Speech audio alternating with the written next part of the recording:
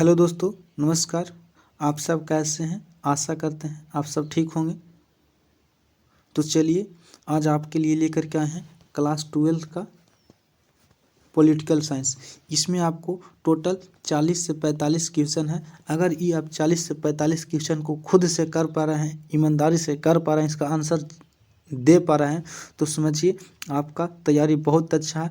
थोड़ा और करने की ज़रूरत है और आप इसी तैयारी से आप 15 दिन अगर और मेहनत कर लेते हैं तो आप टॉप लिस्ट में आने से कोई नहीं रोकेगा। अगर आप ये 40-45 क्वेश्चन का जवाब अपनी ईमानदारी से दे पा रहे हैं तो, अगर नहीं दे पा रहे हैं तो टेंशन लेने की बात नहीं है। थोड़ा और मेहनत करिए, ज़ोर से करिए, है ना। तो चलिए स्टार्ट करते हैं। अब आप कमेंट बॉक्स में ये भी बताइएगा कि आप इसको में कितना कर पा रहे थे और कितना सही हुआ, कितना गलत हुआ। ठीक है, तो चलिए स्टार्ट करते हैं। पहला क्वेश्चन देखिए, और सबसे पहले है कि चैनल पर पहली बार आए तो चैनल को लाइक कीजिए, शेयर कीजिए, साथ ही साथ सब्सक्राइब भी कर लीजिए। जब भी अगला वीडियो अपलोड हो तो सबसे पहले आप तक पहुंचे। तो चलिए पहला क्वेश्चन है कि भारत में निर्वाचन आयोग का गठन कब हुआ था। तो भारत में निर्वाचन आयोग का गठन कब हुआ था? 1949 में, 1950 में, 1951 में, 1952 में। तो देखिए भारत में निर्वाचन आयोग का जो गठन हुआ था बाबू आपका 1950 में, ऑप्शन नंबर बी। ठीक है, और ये जो टोटल जो है सो प्रीवियस ईयर है, ये पूछा गया क्वेश्चन है। अगर विश्वास नहीं हो तो प्रीवियस ईयर आप जाकर के उलट कर देख सकते हैं ना। उसके बाद है कि भारत के प्रथम शिक्षा मंत्री कौन थे। तो के.एम. मुंशी थे, सरदार वल्लभ भाई पटेल थे, अबुल कलाम आज़ाद थे, यह सुचेता कृपलानी थी। देखिए शिक्षा मंत्री की बात कहा है बाबू, तो ये हो जाएंगे आपका Abul Kalam Azad, option number C. ठीक है, उसके बाद है भारत में तृतीय आम चुनाव कब हुआ था। तो तृतीय आम चुनाव कब हुआ था? 1961 में, 1962 में, 1963 में, 1964 में। तो देखिए तृतीय आम चुनाव जो हुआ था बाबू 1962 में हुआ था, ऑप्शन नंबर बी। उसके बाद है कि भारत का 29वां राज्य कौन था। तो अभी नहीं, फिलहाल अभी ये नहीं पूछेगा, लेकिन जब मतलब 29वां राज्य बना था तब का क्वेश्चन है ना। तो क्या जी था? झारखंड था, उत्तरांचल था, या फिर छत्तीसगढ़ था, या तेलंगाना था। तो देखिए 29वां राज्य जो था बना था बाबू, वे तेलंगाना बना था, ऑप्शन नंबर डी। उसके बाद है क्या चीज कि द्विराष्ट्र, किसने द्विराष्ट्र सिद्धांत का प्रतिपादक किया था, यानी द्विराष्ट्र सिद्धांत का नारा किसने दिया था। तो द्विराष्ट्र का मतलब आप समझ रहे हैं ना कि भारत पाकिस्तान वाली बात है। ठीक है, किसने कहा था? तो महात्मा गांधी ने, पंडित जवाहरलाल नेहरू ने, मोहम्मद अली जिन्ना ने, या फिर सरदार भाई पटेल ने। तो देखिए द्विराष्ट्र जो है से भारत और पाकिस्तान करने की जो बात कही थी, ये जो दुष्ट है इसका नाम है मोहम्मद अली जिन्ना। यही जिन्ना के चलते आज इंडिया पाकिस्तान का मामला फंस रहा है। न तो अगर जिन्ना मर गया रहता, जो रविंद्रनाथ टैगोर कहते ना कि रविंद्रनाथ टैगोर ने अच्छा काम किया, नहीं, अगर उसको मारना ही था तो जिन्ना क्या मार देता, तो आज हमारा देश कम से कम बंटवारा नहीं ना होता। इसलिए चलिए अपना सिलेबस पर ध्यान दीजिए, आपके पास कम टाइम है। ठीक है, उसके बाद है कि किस पंचवर्षीय योजना में गरीबी हटाओ का कार्यक्रम दिया गया था। देखिए विपक्ष पार्टी कह रहे थे कि इंदिरा हटाओ और इंदिरा बोल रही थी कि गरीबी हटाओ, और यह किस पंचवर्षीय योजना में था। तो प्रथम में, तीसरी में, पंचमी में, या फिर छठी में। तो पूछता है कि छठी पंचवर्षीय या फिर पाँचवीं, ये सब पूछता है। तो देखिए गरीबी हटाओ का नारा जो था स्वभाव से 6ठी शताब्दी में, यानी कि छठी पंचवर्षीय योजना में थी। और वे जो काल भी पूछ लेता कि कब से कब तक चल रहा था, तो 80 से 85 तक। ये भी आपको याद रखना है, गरीब हटाओ का नारा। ठीक है, और बोलेगा कि गरीबी हटाओ का नारा किसने दिया था, तो ये आपका इंदिरा गांधी, याद रखिएगा। ठीक है, उसके बाद भारतीय जनता पार्टी की स्थापना कब हुई थी। भारतीय जनता पार्टी, जिसको आप बीजेपी बोल रहे हैं, अभी जो हमारा सरकार जो है, तो किसका स्थापना जो हुआ था से 1980 में हुआ था, 1980 में। और जो भी है प्रीवियस ईयर है, अगर इसको आप कर पा रहे हैं तो इससे बाहर मैं गारंटी दिलाता हूँ कि इससे बाहर आपका एग्जाम में नहीं पूछा जाएगा। और देखिए एग्जाम में जाने के बाद एक चीज़ का एकदम ध्यान में रखिएगा कि आपको बनाना है 50 लेकिन रहेगा 100। आपको जो कन्फर्म हो वही मारना है, ये नहीं कि कन्फ्यूजन में मार ले चल जा रहे हैं, गलत बात है। अरे हमको चॉइस करने का ऑप्शन मिला है तो जो भी कन्फर्म है उसको हम टिक आउट करेंगे, है ना।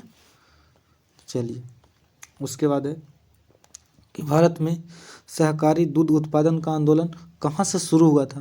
तो सहकारी दूध उत्पादन का जो आंदोलन हुआ था वो कहाँ से हुआ था। तो गुजरात से, महाराष्ट्र से, राजस्थान से या मध्य प्रदेश से। तो ये जो शुरू हुआ था बाबू आपका गुजरात से, ऑप्शन नंबर का गुजरात से हुआ था, ठीक है। उसके बाद है 9 नंबर क्वेश्चन है कि किस भाषा के आधार पर कब 1953 में आंध्र प्रदेश का गठन किया गया था। तो तमिल, मलयालम, कन्नड़ या तेलुगु। देखिए तो कब पूछा, तो 1953 में। तो आंध्र प्रदेश का जो गठन है बाबू वो तेलुगु भाषा के आधार पर हुआ था, ऑप्शन नंबर डी। यहीं से पूछता है। देखिए यहाँ पे कितना क्वेश्चन बना है कि आंध्र प्रदेश का गठन कब हुआ था, कब हुआ था 1953 में। उसके बाद वो पूछता है कि आंध्र प्रदेश का गठन किस आधार पर हुआ था। तो यहाँ से क्वेश्चन बन रहा है क्या चीज़ के आधार पर, भाषा के आधार पर। और फिर पूछता है कि प्रथम भाषा के आधार पर कौन राज्य बना था, तो आंध्र प्रदेश। देखिए एक क्वेश्चन से कितना क्वेश्चन बन रहा है, ठीक है। और यहीं पे पूछ दिया कि जब प्रथम भाषा के आधार पर आंध्र प्रदेश जो बना वह किस भाषा के आधार पर, तो तेलुगु भाषा के आधार पर। ये सब सभी को आपको याद रखना है। आप कमेंट बॉक्स में बताइएगा कि आपका आंसर कितना दे पाए इस 40-50 के क्वेश्चन में, जो है से आपको कितना अपने आप से आ पा रहा था, ठीक है। पूर्वोत्तर भारत के 7 बहनों में से कौन सा राज्य शामिल नहीं है। तो पूर्वोत्तर भारत का मतलब है कि ये वाला एरिया। देखिए ये वाला जो एरिया ऐसे जाता ना है, इसी वाला एरिया के बारे में पूछ रहा है कि पूर्वोत्तर भारत में कौन सा राज्य शामिल नहीं था, नहीं है। तो क्या चीज़, मणिपुर, मिजोरम, नागालैंड या फिर पंजाब। तो देखिए मणिपुर, नागालैंड, मिजोरम जो है से यही एरिया में है, यही एरिया में है। लेकिन जो है से पंजाब जो है से यहाँ पे देखिए ये एरिया में है ना, इसलिए हो जाएगा पंजाब, ऑप्शन नंबर डी। उसके बाद है कि प्रधानमंत्री लाल बहादुर शास्त्री ने किस समझौता पर हस्ताक्षर किया। तो देखिए प्रधानमंत्री लाल बहादुर शास्त्री ने जो थे से किसके पर, तो सिंधु नदी समझौता, शिमला समझौता, ताशकंद समझौता या भारत पाक समझौता। देखिए इन्होंने जो किया था बाबू वे ताशकंद समझौता, ऑप्शन नंबर डी, नहीं ऑप्शन नंबर सी, ताशकंद समझौता। और पूछता है कि ताशकंद समझौता कब हुआ था, तो 1966 में हुआ था। कब, 1966 में। यही जब ताशकंद समझौता पर इन्होंने हस्ताक्षर किया तो इनका मृत्यु जो है से वहीं पे हो जाता है, ठीक है। उसके बाद है भारत की विदेशी नीति का निर्माता किन्हें माना जाता है। तो भारत की विदेशी नीति का निर्माता किन्हें माना जाता है, पंडित जवाहरलाल नेहरू को, सरदार पटेल को, राजेंद्र प्रसाद को या महात्मा गांधी। तो देखिए विदेशी नीति का जो निर्माता थे बाबू वे पंडित जवाहरलाल नेहरू थे, ऑप्शन नंबर क्या। क्यों थे, क्योंकि ये प्रधानमंत्री थे। अरे प्रधानमंत्री जो होता है उन्हीं को विदेशी नीति निर्माता का अधिकार दिया जाता है, ठीक है। तो इसलिए हो जाएगा। और अभी तो देख ही रहे हैं कि मोदी जी क्या कर रहे हैं से, है ना, ज़्यादा बोलने की ज़रूरत नहीं है। 13 में भारत में दूसरा सफल परमाणु परीक्षण कब हुआ था। तो दूसरा कब हुआ था, सबसे पहले आपको ये याद रखना कि प्रथम कब हुआ था। ये भी पूछ सकता है। अगर आपको क्वेश्चन में दूसरा आ गया तो इसका मतलब ये नहीं कि दूसरा सिर्फ याद करके जाइएगा, पहला भी याद करना है, ठीक है। तो पहला जो है 1974 में हुआ था और दूसरा जो है से बाबू आपका 1998 में हुआ था, ऑप्शन नंबर डी। उसके बाद है 14 नंबर कि बांग्लादेश का उदय हुआ था। अब देखिए जो बच्चा याद करके जाता है कि 1971 में याद हुआ था, 1971 याद करने से काम बन रहा है, आप ही बताइए, नहीं बन रहा है, क्योंकि यहाँ पे डेट मेंशन कर दिया गया है। तो इसलिए आपको डेट भी याद रखना है, ठीक है, हल्के में मत लेना है। और अगर अभी नहीं है, अभी कुछ क्वेश्चन आपसे छूट जा रहा है तो ज़्यादा भी टेंशन लेने की बात नहीं है, थोड़ा और मेहनत कीजिए, सहज से मेहनत कीजिए, है ना। तो बांग्लादेश का उदय कब हुआ था, 16 दिसंबर 1971 में, 30 अक्टूबर 1971 में, 10 अगस्त 1962 में, 5 मार्च 1972 में। तो देखिए यहाँ पे जो हो जाएगा बाबू आपको ऑप्शन नंबर का 16 दिसंबर 1971 में ही बांग्लादेश का उदय हुआ था। उसके बाद है किस देश ने 1962 में भारत पर आक्रमण कर पंचशील समझौता का उल्लंघन किया था। किस देश में, पाकिस्तान में, चीन ने, सोवियत संघ ने या अमेरिका ने। तो ये जो उल्लंघन किया था बाबू पंचशील का वह चाइना था। और कब किया था, तो ये भी याद रखिएगा 1962 में, ठीक है, 1962 में। उसके बाद है एक और पूछता है कि पंचशील समझौता कब हुआ था।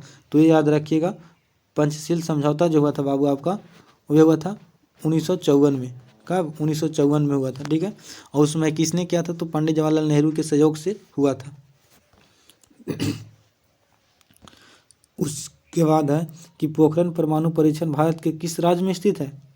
तो किस राज्य में, गुजरात में, उड़ीसा में, राजस्थान में, मध्य प्रदेश में। तो ये जो है बाबू आपका राजस्थान में है, ऑप्शन नंबर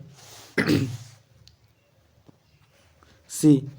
उसके बाद है 17 नंबर क्वेश्चन आपका क्या बोलता है कि 1972 में भारत और पाकिस्तान के बीच इनमें से कौन सी समझौता हुई थी।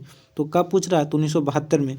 तो शिमला समझौता, लाहौर समझौता, दिल्ली समझौता या फिर फरक्का समझौता। तो देखिए 1972 में जो हुआ था बाबू आपका, वो ये शिमला समझौता हुआ था। ऑप्शन नंबर का हो जाएगा, नहीं ये हो जाएगा, ठीक है।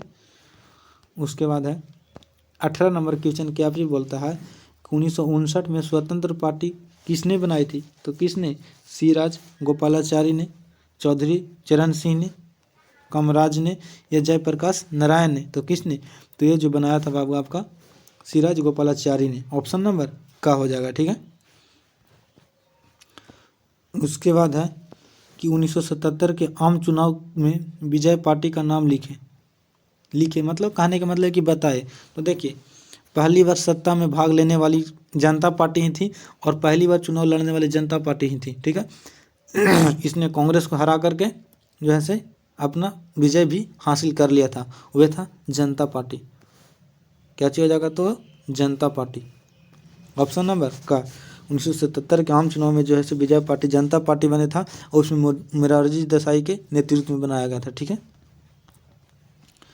उसके बाद है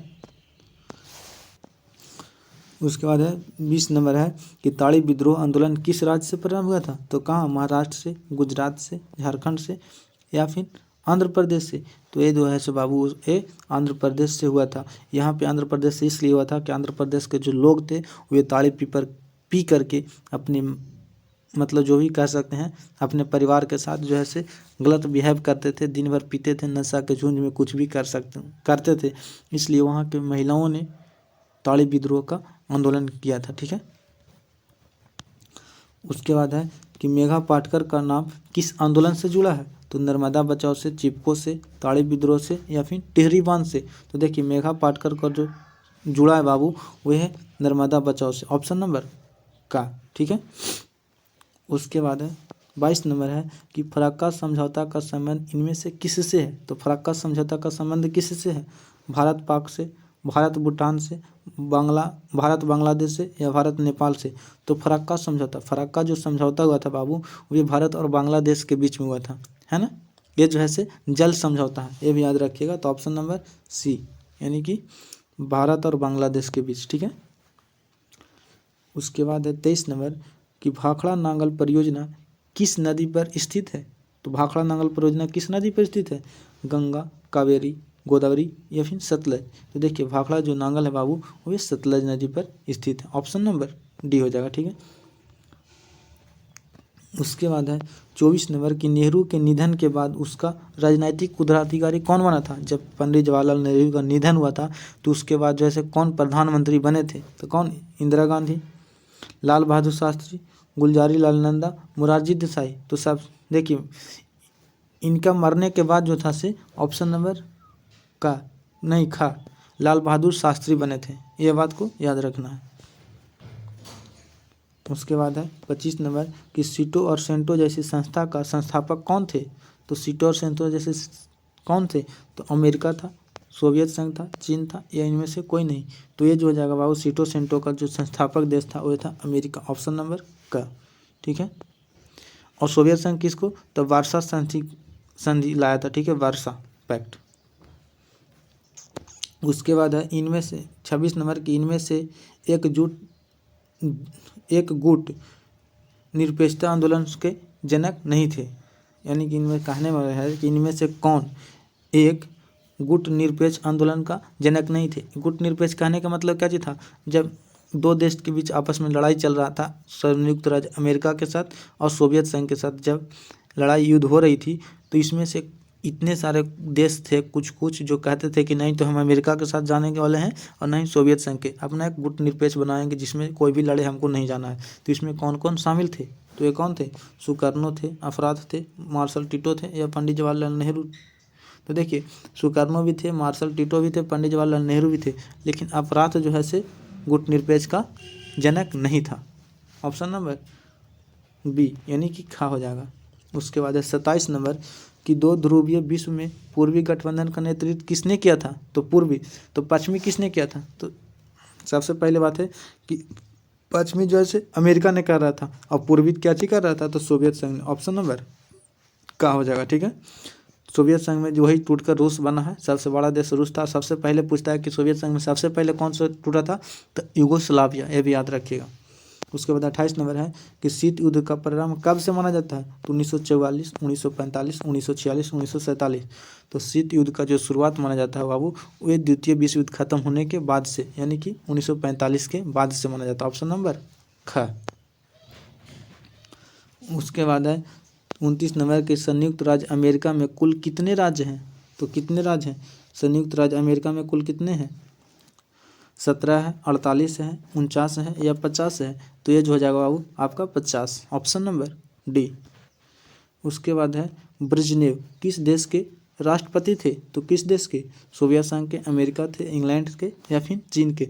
तो ये कब की बात कर रहा है, जब शीत युद्ध की शुरुआत चल रही थी, यानी शीत युद्ध हो रही थी तब की बात बोल रहा है। तो ये ब्रेजनेव जो थे बाबू आपके सोवियत संघ के थे। ऑप्शन नंबर का।